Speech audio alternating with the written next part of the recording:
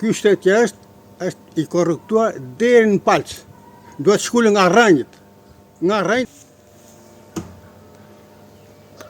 Kjo është një ndër rrugët e Fierit, pra jemi 1 minutë, 2 minuta nga qendra e Fierit, dhe këtu mund ketë, nuk e di, me 10 vite që zvihet dorë dhe lihet në një mjarim të tillë, që vetëm bombardimet e luftës mund të shkaktonin një gjendje të tillë të rrugës.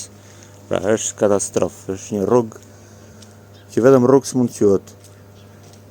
Pastaj mos të flasim për ndotjen, për atë që krijon mos funksionimi I institucioneve dhe I shërbimit, nxisjen dhe mos kurimin dhe mos mbajtjen pastër të ambientit.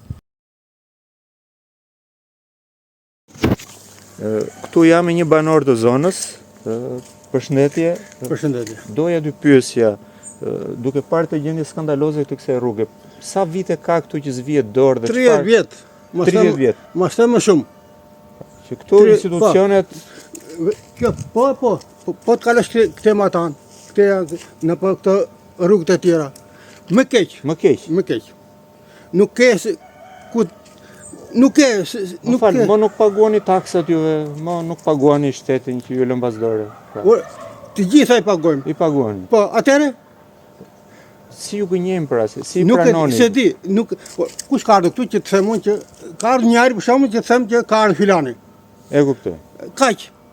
Më shumë se kaq, nuk kam se çfarë them. Plerat atje, plerat ashtu, nuk e di. Plerat s'kam çfarë them. Ju këtu kaloni për ditë, shkoni në shtëpi, në qytet, fëmijë, shkollë. Po, gjitha. Kur them gjitha, nuk ka mundësi.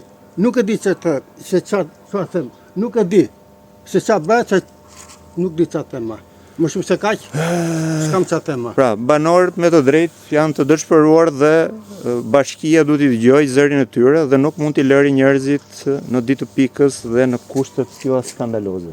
Pra, duke kaluar 3 ditë nga festa e pavarësisë, Po. Shqipëria e pavarur I lë shqiptarët në të tilla kushte. Më keq. Ky shteti është I korruptuar deri në palç. Duhet shkullë nga rrënjët. Nga rrënjët dhe kaq.